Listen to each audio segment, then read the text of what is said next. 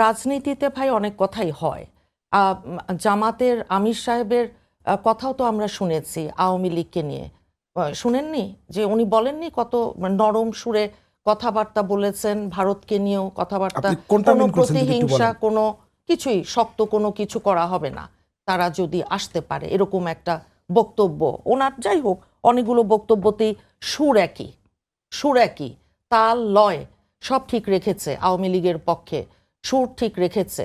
তো এখন হ্যাঁ, তো তো বিএনপি ও fascist- জামাত দুইজনই যদি আওয়ামী লীগের পক্ষে সুর তাল লয় সব ঠিক রাখে, সব দায়িত্ব আমাদের তাহলে NCP হচ্ছে যে ঐক্যবদ্ধ না, যে বাংলাদেশের এনসিপি কথা সব বলছেন। দায়িত্ব না। যেই মুহূর্তে এনসিপি জামাতের সাথে গেছে, নাসিরউদ্দিন পাটোয়ারি উনি তো জামাত আর আমাদেরকে নিয়েও ওনার কমেন্টস আছে।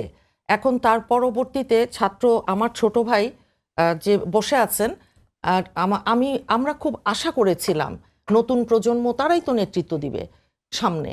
তো আমরা আশা করেছিলাম যে তারা আমাদের এই দেশটাকে যে রকম আন্দোলন সংগ্রাম এবং সামনে জুলাইয়ের গণ অভ্যুত্থানের কথা বলছি, এবং সামনে অন্য কিছু আমরা হয়তো দেখব, খুব মানে একটা কিন্তু তারা কি করলো? পজিটিভ সেন্সে বলছি। কিন্তু আজকে খুব দুঃখ লাগে বলতে, কিন্তু তারপরও বলতে হয় তাদের বিরুদ্ধে বহু অভিযোগ তো এসেছে, বিভিন্ন রকম অভিযোগ আছে, দুর্নীতির অভিযোগ আছে।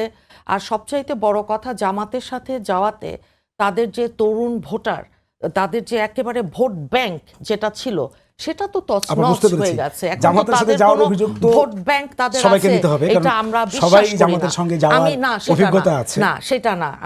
আমি তাদের নতুন বন্দোবস্তের কথা তারা বলে, নতুন বন্দোবস্ত, দ্বিতীয় স্বাধীনতা বলে না।